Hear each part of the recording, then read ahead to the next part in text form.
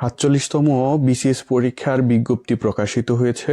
এবার ৩,৬৮৮ জনকে নিয়োগ দেওয়া হবে, যার মধ্যে ক্যাডার পদে ৩,৪৮৭ জন এবং নন ক্যাডার পদে ২০১ জনকে নিয়োগ দেওয়া হবে।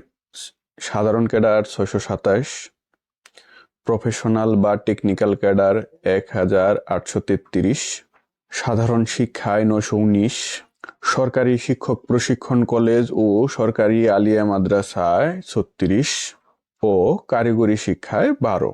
আবেদনপত্র ও ফি জমাদান শুরু ১০ ডিসেম্বর ২০২৪ খ্রিস্টাব্দ তারিখ। বাংলাদেশ প্রমাণ সময় সকাল ১০টায়। আবেদনপত্র জমাদানের শেষ তারিখ ৩১ ডিসেম্বর ২০২৪ খ্রিস্টাব্দ তারিখ। বাংলাদেশ প্রমাণ সময় রাত ১১টা ৫৯।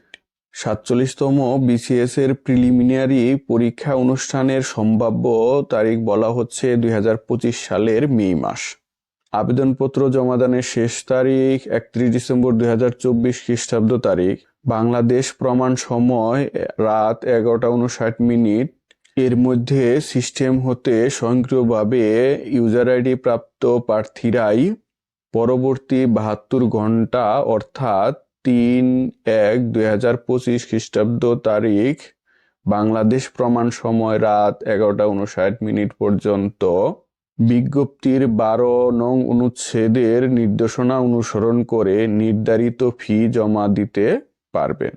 ১২ নং অনুচ্ছেদ অনুসারে সাধারণ প্রার্থীর ফি হচ্ছে ৭০০ টাকা, প্রতিবন্ধী, ক্ষুদ্র নিগোষ্ঠী বা তৃতীয় লিঙ্গের প্রার্থীর জন্য ফি হচ্ছে ১০০ টাকা। যদিও গণমাধ্যমগুলোতে বলা হচ্ছে যে সাধারণদের জন্য ফি ২০০ টাকা আর প্রতিবন্ধীদের জন্য ফি ফ্রি।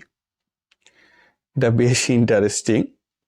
যা হোক, আবেদনের যোগ্যতা সহ বিজ্ঞপ্তির অন্যান্য বিষয় সম্পর্কে জানতে পাশেই থাকুন।